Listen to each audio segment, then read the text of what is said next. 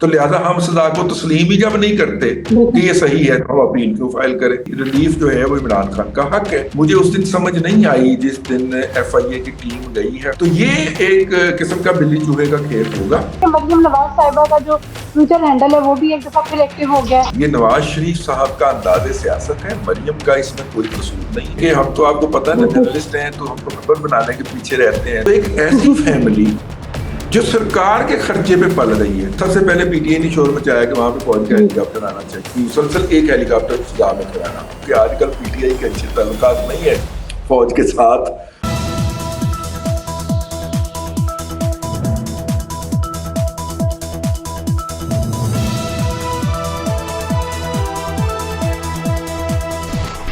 السلام علیکم ناظرین، پروگرام بات سے بات کے ساتھ میں ہوں آپ کی میزبان عفیفہ رو اور میرے ساتھ موجود ہیں ملک کے نامور تجزیہ کار رضوان رضی صاحب. السلام علیکم سر. جی وعلیکم السلام.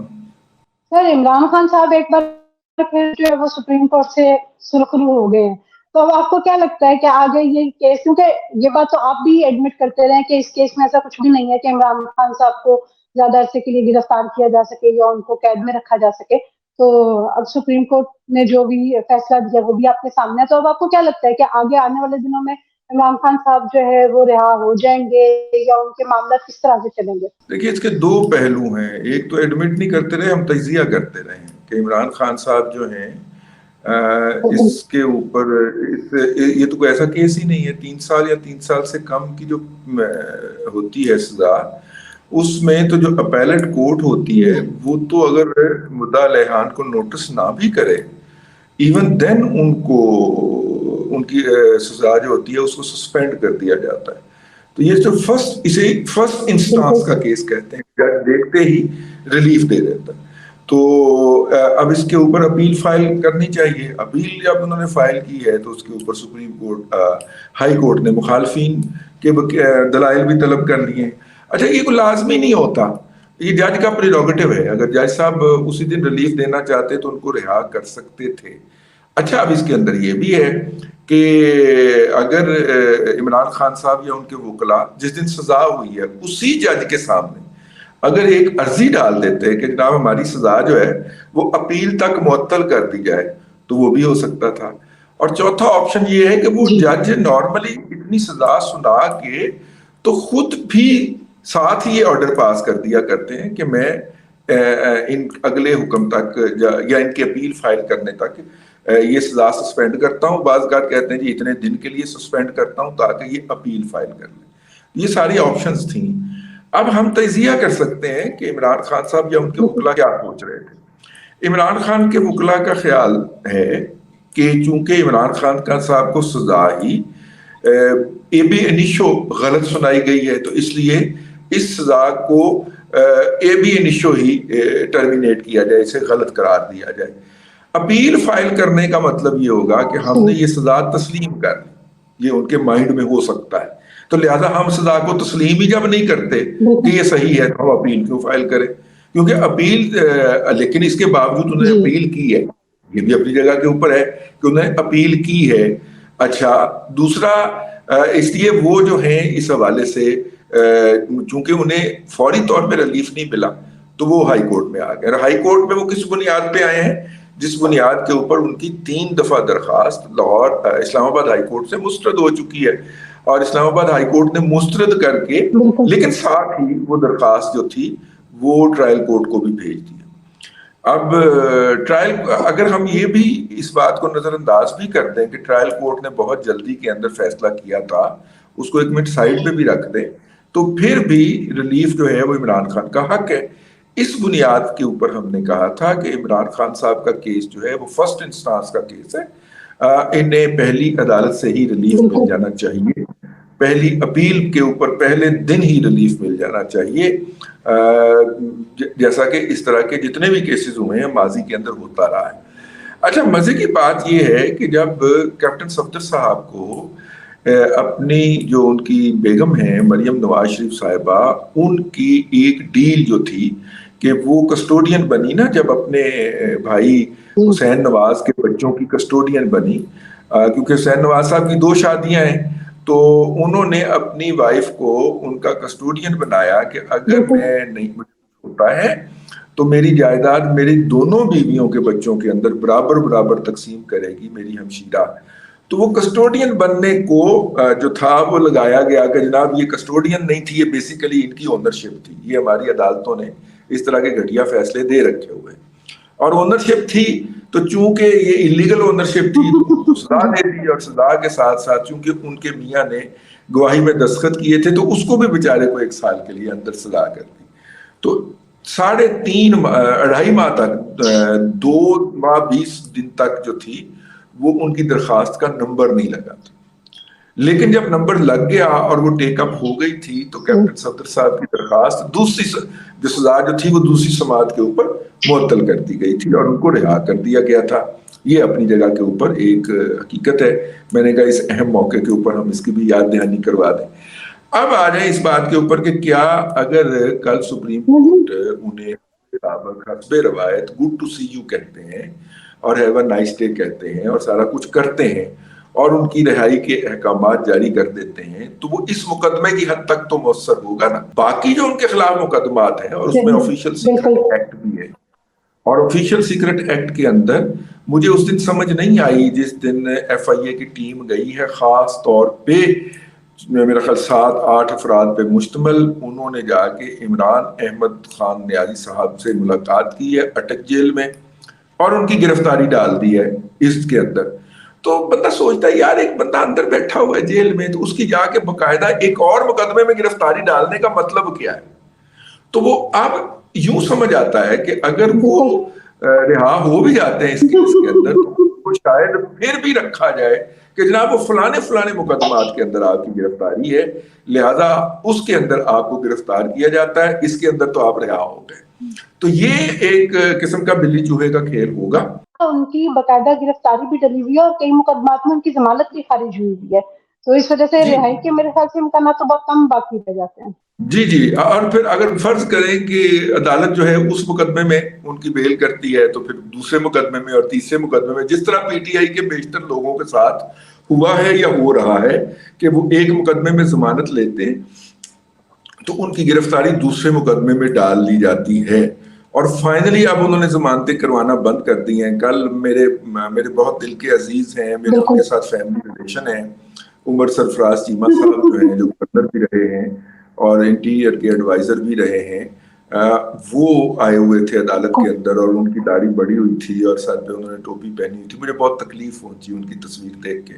اور ان کی مسز جو ہیں وہ باقاعدہ ایک نوابزادی ہیں اور ناز و نوم میں پلی ہوئی ہیں، اور میں یہ سوچ کے ہی میرا دل گھبرا جاتا ہے کہ وہ جیل میں کیسے رہ رہی ہوں گی. ان کو بھی گرفتار کیا گیا ہوا ہے اور وہ جیل میں ہی ہیں اور ان کی تو شاید پیشی بھی نہیں ہوئی ابھی، میں نے کم از کم نہیں دیکھی ان کی تصاویر. تو وہ آئے ہوئے تھے. اب ان لوگوں نے اپنی جو ہے وہ فائل کرنا بھی بند کر دی ہے. اچھا مزے کی بات یہ ہے کہ اس میں محمود الرشید صاحب بھی تھے، ڈاکٹر یاسمین راشد بھی تھیں اور اس کے اندر جو تھے وہ اعجاز چودھری صاحب بھی تھے. اب یہ وہ تمام لوگ ہیں جن کے مقدمات جو ہیں اب تک میری اطلاع کے مطابق ملٹری کورٹ کے حوالے کیے جا چکے ہیں. تو اب لیکن اب ان کو امید کیا ہے؟ ان کو امید ہے کہ سپریم کورٹ یہ مقدمات اڑا دے گی اور یوں ان کے واپس سول کورٹس میں آ جائیں گے اور ان کی ضمانتیں ہو جائیں گی. لیکن میں نے عرض کرنا تھا کہ عمران خان صاحب کے خلاف آفیشیل سیکرٹ ایکٹ ہو یا ان کے خلاف آرمی ایکٹ کے مقدمات ہوں، یہ موجودہ جو ترمیمیں ہیں جس کے اوپر کھڈا پڑا ہوا ہے یہ ان کے تحت درج نہیں کیے گئے، یہ پرانے قوانین کے تحت درج کیے گئے ہیں اور ان کی گرفتاریاں پرانے قوانین کے تحت ہو رہی ہیں. تو اگر یہ ترامیم اڑا بھی دیتے ہیں، صدر صاحب کہتے ہیں سپریم کورٹ کو خط لکھ کے یہ ترامیم میں نے نہیں کی تھی، یہ اڑا دیں، اور سپریم کورٹ جو ہے وہ جاتے جاتے 16 سپٹمبر سے پہلے اڑا بھی دیتا ہے، پھر بھی ان کی گرفتاری رہے گی ملٹری ایکٹ کے تحت، کیونکہ پرانا جو ایگزسٹنگ قانون تھا اس کے تحت ان کی گرفتاریاں کی گئی تھیں. بہرحال ایک بات ہمیں اب ماننی پڑے گی کہ ان کی گرفتاریاں جو تھیں یا عمران خان صاحب کے خلاف جو کارروائیاں تھیں ان کے راستے کے اندر کوئی رکاوٹ تھی تو وہ گزشتہ سول حکومت تھی، اور ان کے جاتے ہی آپ دیکھیں کارروائیوں کے اندر کس قدر تیزی آئی ہے اور کس قدر انہوں نے پکڑ کے اندر دھکیلنا کیا ہے. وہ زرداری صاحب جو تھے وہ پھر اور شباز یہ جو کارروائیوں میں تیزی ہے یہ شاید اسی کی وجہ تو نہیں ہے کہ مریم نواز صاحبہ کا جو ٹویٹر ہینڈل ہے وہ بھی ایک دفعہ پھر ایکٹیو ہو گیا ہے. آج چیف جسٹس صاحب کا انہوں نے بڑی تنقید کی. تو یہ آفن آن مریم صاحبہ جو ہے وہ ٹویٹ کیوں کرتی ہیں؟ ہم تو حالانکہ عمران خان صاحب کی گرفتاری پہ بڑا انتظار کر رہے تھے, طرف سے ان کی ٹویٹ نہیں آئی.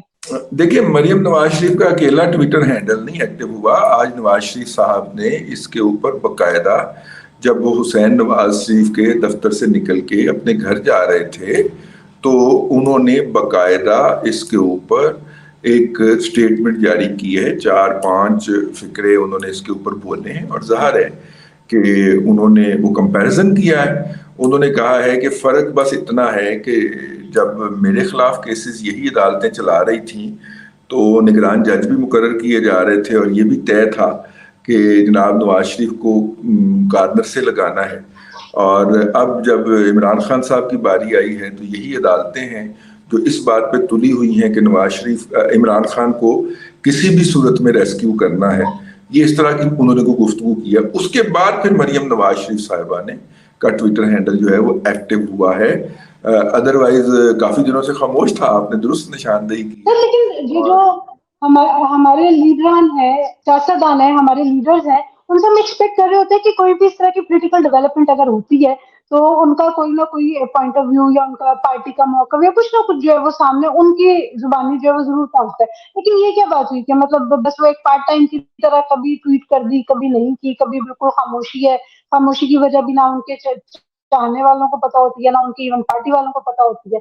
تو اس طرح کا سلسلہ کب تک چلتا رہے گا؟ یہ نواز شریف صاحب کا انداز سیاست ہے. مریم کا اس میں کوئی قصور نہیں ہے. مریم نواز شریف جو ہیں وہ نواز شریف صاحب کی ایکسٹینشن ہے. ان کی سیاست نواز شریف کی سیاست کی ایکسٹینشن ہے اور وہ انہیریٹر ہیں اپنے والد صاحب کی پولیٹیکل لیگیسی کی. تو جیسے نواز شریف صاحب چاہتے ہیں وہ ویسے کرتی ہیں. نواز شریف صاحب کی جو سیاست ہے وہ اسی طرح سے ہے. 1988 سے جب سے میں دیکھ رہا ہوں, جب سے وہ ایکٹیو پالیٹکس میں ہیں, وہ اسی طرح کی سیاست کرتے ہیں. جب ان کا دل ہوتا ہے اور جو دل ہوتا ہے وہ بولتے ہیں, ادروائز وہ خاموش رہتے ہیں. اور بعض دفعہ ان کی اس خاموشی کو بھی بڑے معنی پہنا دیے جاتے ہیں جس کا انہیں آف اینڈ آن وقتاً فوقتاً پولیٹیکلی لاس بھی ہوا ہے. لیکن بہرحال ایک بندے کی عادت ہے بھی, ہم اس کو کیا کہہ سکتے ہیں. یا اس کی اسٹریٹجی ہے کہ میں نے کم بولنا ہے اور خاص موقع پہ بولنا ہے اور میں نے وہی بولنا ہے جو میں نے بولنا ہے, کوئی مجھ سے کوئی بات نہ نکلوا سکے. اب دیکھیے نواز شریف صاحب کے جتنے بھی بڑے بڑے انٹرویوز ہیں شورائے آفاق قسم کے, جس میں سہیل وڑائی صاحب نے تو پوری کتاب لکھی ہوئی ہے نا ان کے انٹرویو کے اوپر, جب وہ روڈ پیلس میں مقیم تھے اس وقت, اس میں بھی نواز شریف صاحب نے ان کو یہ اجازت نہیں دی تھی کہ وہ ان سے ایٹریبیوٹ کر کے لکھیں. ٹھیک ہے, تو پھر ایک خاص حقائق کا انداز جو تھا, تلمیحانہ انداز جو تھا وہ اختیار کیا تھا سہیل وڑائی صاحب نے کہ میں نے وہاں پہ دیواروں سے پوچھا تو دیواروں نے مجھے یہ بتایا, اور میں نے جب ان کے وہ جو محل کے پلرز تھے ان پلرز کی بڑی داستانیں تھی, انہوں نے مجھے بتایا کہ نواز شریف یہ کرتے ہیں اور میاں شریف نے ان سے گفتگو کرتے ہوئے یہ کہا. تو میرا مطلب ہے کہ وہ انہوں نے براہ راست اپنے آپ سے ایٹریبیوشن کی اجازت نہیں دی تھی. اور مجھے یاد پڑتا ہے کہ جب اس کتاب کا سکرپٹ بھی فائنل ہوا تھا تو نواز شریف صاحب کو نے باقاعدہ وہ سکرپٹ منگوایا تھا اور اس میں سے کوئی 300-350 پیجز نکلوائے تھے جو کہ لکھ دیے ہوئے تھے انہوں نے کہ یہ باتیں نہیں میں نے آن ریکارڈ کرنی نا, یا اس کو آپ کتاب کا حصہ نہ بنائیں. تو یہ ان کا ایک طریقہ ہے سیاست رہا ہوا ہے. ٹھیک ہے, تو وہ ہے اپنی جگہ کے اوپر اور چل رہا ہے, اس کو ہم کیا کہہ سکتے ہیں. سر ان کے آج اسٹیٹمنٹ تو سامنے آئی ہے, لیکن اس کے علاوہ ایک سوشل میڈیا پہ ویڈیو بھی بڑی وائرل ہوئی ہے کہ نواز شریف صاحب کے گھر کے باہر جو ہے وہ شاید کوئی ریٹائرڈ جج اور ان کی اہلیہ ہے اور انہوں نے کوئی آ کے بڑا ہو کر پروٹیسٹ کرنے کی کوشش کی ہے. تو یہ سین ان کے گھر کے باہر کب تک چلتا رہے گا؟ جب تک وہ وہاں ہے تو پھر وہ پاکستان کیوں نہیں آ جاتے؟ دیکھیے میں نے نا وہاں پہ کچھ لوگوں سے بات کی, پی ایم ایل این کے 1-2 عہدیداروں سے بات کی اور 1-2 میں نے جرنلسٹوں سے بات کی ہے اسی حوالے سے نا, کیونکہ میں نے اس پہ ولاگ کرنا ہے ابھی. تو میں نے انہیں کہا کہ دیکھیے نواز شریف صاحب جو ہیں, جب بھی پی ایم ایل این کے ورکر نے 2 دفعہ جمائمہ گولڈ سمتھ کے گھر کے باہر جا کے احتجاج کیا ہے. اور جب یہ احتجاج ہوتا ہے تو پھر ہفتہ ہفتہ 10 دن 20 دن بعض کا مہینہ میں پی ٹی آئی کے ورکر جو ہیں وہ ایمن فیلڈ کا رخ نہیں کرتے. ٹھیک ہے. اور پھر اس کے بعد پھر آہستہ آہستہ آنا شروع ہو جاتے ہیں. تو آپ ایسا کیوں نہیں کرتے؟ تو انہوں نے کہا کہ جی نواز شریف صاحب نے اس کام سے منع کر رکھا ہے کہ ایسا کام ہم نے نہیں کرنا. اب پتہ نہیں یہ بھی ان کی کوئی اسٹریٹجی ہو سکتی ہے اس لیے. لیکن یہ ہے کہ ہم تو آپ کو پتہ ہے نا جرنلسٹ ہیں تو ہم تو خبر بنانے کے پیچھے رہتے ہیں. تو میں نے کہا کوئی ارادہ شرادہ کرو, میاں صاحب کو بتائے بغیر ہی وہاں کا چکر لگاؤ. ٹھیک ہے, تو مجھے ویڈیو بھجوا دینا. تو انہوں نے کہا جو میاں صاحب نے لاسٹ ٹائم جب سیکنڈ ٹائم ہم گئے تھے تو میاں صاحب نے ڈانٹا تھا کافی زیادہ کہ آپ نہ کریں. تو یہ بھی ان کا ایک طریقہ کار ہے, ہم اس سے اختلاف کر سکتے ہیں لیکن وہ نہیں کرنا چاہتے. اب یہ جو خاتون ہیں ان کے بارے میں نے پوچھنے کے لیے فون کیا تھا کہ یہ کون ہے, تو ہمیں بتایا گیا کہ آصف سعید کھوسہ صاحب کی بیگم ہے اور ان کی بچیاں ہیں. اب میں نے وہ دیکھی تصویر جس میں آصف سعید کھوسہ نے حلف اٹھایا تھا چیف جسٹس آف پاکستان کا, وہ سوشل میڈیا پہ پڑی ہوئی ہے, آپ کہیں گے تو میں بھجوا بھی دوں گا. اس کے اندر جو خاتون ہے اس کا چہرہ اس خاتون سے نہیں ملتا. ٹھیک ہے. اور اس کے اندر جو 2 لڑکیاں ہیں ان کے ساتھ جو لڑکے ہیں جو زیادہ تر امکان ہے کہ ان کی صاحبزادیاں ہوں گی اور ان کے داماد ہوں گے, یا وہ لڑکے جو ہیں وہ ان کے بیٹے ہوں گے. لیکن اب مسئلہ یہ ہے کہ آصف سعید کھوسہ صاحب جو ہیں ان کی صاحبزادی, ان کی شادی ہوئی تھی نسیم حسن شاہ صاحب کی صاحبزادی کے ساتھ. میں وداؤٹ اینی مطلب میں کسی کی ذات کے اوپر یا اس کے جسمانی افعال کے اوپر کمنٹ نہیں کر رہا, میں کوئی ہیوملیٹ نہیں کرنا چاہ رہا. لیکن نسیم حسن شاہ صاحب کا قد جو تھا وہ بہت چھوٹا تھا نا, وہ کچھ 3-3.5 فٹ کا تھا. اور ان کی جو بیگم صاحبہ تھیں وہ بھی اسی قد کی تھیں. اب چھوٹے لوگوں کے بڑے بچے ہو سکتے ہوں گے. ٹھیک ہے. ہمارے جو دوست ہیں احباب ہیں انہوں نے یہ کہا ہے کہ یہ جو خاتون باہر کھڑی ہیں ان کی شکل نسیم حسن شاہ صاحب سے ہو بہو ملتی ہے. ویسے میں نے ذاتی طور پہ دیکھا, مجھے نہیں نظر آیا, مجھے نہیں کوئی ریزمبلنس نظر آئی. اور میرے پاس جبکہ وہ ویڈیو بھی موجود ہے اور کھوسہ صاحب کی حلف برداری کے وقت جو انہوں نے تصویر کھنچوائی تھی, درمیان میں علوی صاحب بیٹھے تھے, ایک سائڈ پہ عمران خان بیٹھے تھے, دوسری سائڈ پہ کھوسہ صاحب تھے. کھوسہ صاحب کے ساتھ ان کی بیگم بیٹھی تھی, عمران خان کے ساتھ کھوسہ کی والدہ بیٹھی تھی, اور پیچھے ان کے بیٹیاں یا داماد یا صاحبزادے اور بہویں کھڑی ہوئی تھی. یہ ہے. لیکن ان سب کے قد نارمل تھے. کھوسہ صاحب کا اپنا بھی قد جو ہے وہ نسیم حسن شاہ صاحب سے تھوڑا سا ہی بڑا ہے. ٹھیک ہو گیا. تو اب اس پہ آ جائیے.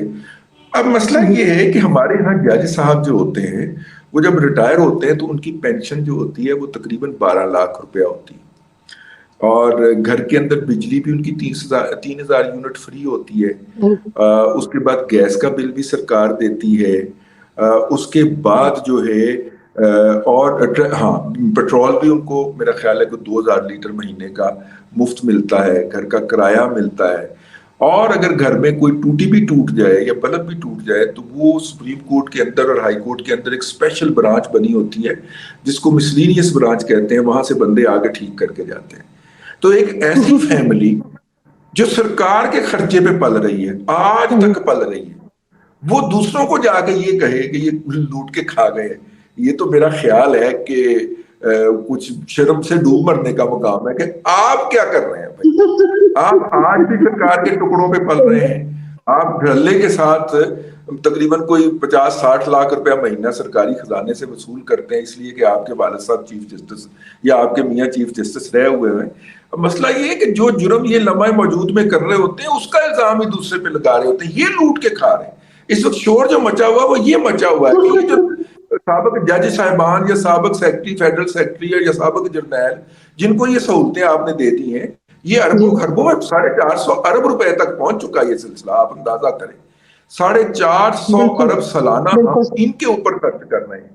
تو بھائی ان کی کچھ تو ان کی فیسلٹیز کم کیجیے. قوم کو اتنی ضرورت پڑ گئی ان چیزوں کی, قوم اس وقت افورڈ نہیں کرتی, لیکن یہ ہم پالی جا رہے ہیں. تو جاتے جاتے ایک لاسٹ کوسچن جو میں آپ سے کرنا چاہوں گی, وہ سوشل میڈیا پہ اس وقت بہت زیادہ جو ایک چیز ڈسکس ہو رہی ہے وہ بٹگام والا واقعہ ہے. اس پہ پاک فوج نے بھی آپریشن کیا, وہاں کے مقامی لوگوں نے بھی ان کی مدد کی, سارا کچھ مل ملا کے ایٹ دا اینڈ یہ کہ لوگوں کی جانیں بچ گئیں, کوئی اس طرح سے جانی نقصان نہیں ہوا جو کہ ہو سکتا تھا.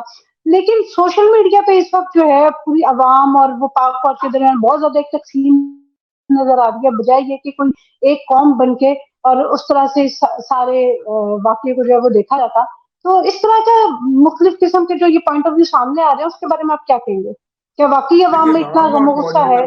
کیا وہ صاف نظر آ رہا ہے؟ عوام اور فوج کے درمیان تو نہیں ہے, پی ٹی آئی اور فوج کے درمیان. پہلی بات جو ہے میں نے کہا میں عرض کر دوں, دیکھیے لوگ تھے, لوگ پھنسے تھے, بالکل پھنسے تھے. ہم حقائق کا جائزہ لے لیتے, لوگ پھنسے تھے.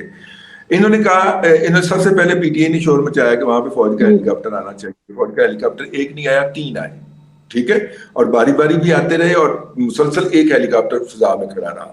انہوں نے رسے پھینکے کہ یہ رسے اپنے ادھر بغل میں باندھ لیں اور ہم آپ کو نیچے کر دیتے ہیں. ایک بچے نے باندھا, اس کو انہوں نے نیچے کر دیا, باقی انہوں نے انکار کر دیا. اب جو کیا تھا کہ اس تار کے اوپر ایک وہ زپ ہوتا ہے, زپ وائر اس کو کہتے ہیں, وہ آپ لگا کے تو ایک بندہ جو ہے وہ آگے موو کر جاتا ہے. وہ ایک لگا لے تو ایک بندہ, 2 لگا لے تو 2 بندہ وہ لگا لے. اس کے ماہرین جو تھے اس وقت وہاں پہ دستیاب نہیں تھے. ان ماہرین کو تقریباً آپ کہنا چاہیے کہ 5 گھنٹے اگر بائی روڈ وہ منگوائے جاتے تو 5 سے 6 گھنٹے لگنے تھے ان کو. لیکن ان کو ہیلی کاپٹر کے ذریعے, فوجی ہیلی کاپٹر کے ذریعے وہاں سے اٹھا کے لایا گیا. ان دونوں کے ساتھ 2 ایس ایس جی کے کمانڈو لگے اور وہ پھر وہاں پہ گئے اور ایک ایک بندہ کر کے لے کے آئے. اب اس میں یہ کہنا کہ جی فوج تو ناکام ہو گئی تھی, میرا نہیں خیال. فوج جو کچھ کر سکتی تھی, وہ کوئی ریسکیو کی فورس تو نہیں ہے نا, اسے کوئی ریسکیو کی ٹریننگ تو نہیں نا ملی ہوئی, انہیں تو جنگ کی ٹریننگ ملی ہوئی ہے نا. تو وہ جتنا کر سکتے تھے انہوں نے کیا, جہاں پہ وہ نہیں کر سکتے تھے وہاں پہ وہ اس شعبے کے لوگ لے کے آئے اور انہیں کام پہ لگایا اور انہوں نے وہ سارا کام کیا. اب اس میں یہ ثابت کر, فوج میں تبرہ کرنے کے لیے, اس کے لیے یہ پورا ماحول بنانا, چونکہ آج کل پی ٹی آئی کے اچھے تعلقات نہیں ہے فوج کے ساتھ اور اسٹیبلشمنٹ کے ساتھ, تو اس لیے یہ ساری حرکتیں کرنا یہ مناسب نہیں. ہاں, مطلب یہ صرف پوائنٹ سکورنگ ہو رہی ہے. ہمیں شکر کرنا چاہیے دنیا کے ہر میڈیا نے, ہر میڈیا ہاؤس نے باقاعدہ تعریف کی ہے جس طرح وہاں سے بچوں کو اور ان کے استاد کو ریسکیو کیا گیا ہے. اور ہم پاکستان کا اچھا امیج گیا ہے. ہمیں اس بات کو سیلیبریٹ کرنا چاہیے کہ اتنی زیادہ ہماری دن رات ہمارے اوپر دنیا بھر میں تنقید ہوتی رہتی ہے, تو اگر ہماری فوج نے یا چلیں جی لوکل لوگوں نے کوئی اچھا کام کر دیا ہے تو اس کا ہمیں کریڈٹ لینا چاہیے, ماں سوائے کہ اپنے سر کے اوپر جوتے مارنا شروع کر دینا چاہیے. بالکل جی ناظرین, تو آپ نے آج کی خبروں پر رضوان عزیز صاحب کا انالیسس سنا. اگلے ویلاگ میں آپ کو اور مزید بھی جو ہے وہ ان کا انالیسس سنواتے رہیں گے. آج کی ویڈیو آپ کو پسند آئی ہو تو لائک اور شیئر ضرور کیجیے گا. کمنٹ سیکشن میں اپنی رائے دینا مت بھولیے گا. انٹل دی نیکسٹ ٹائم, اللہ حافظ.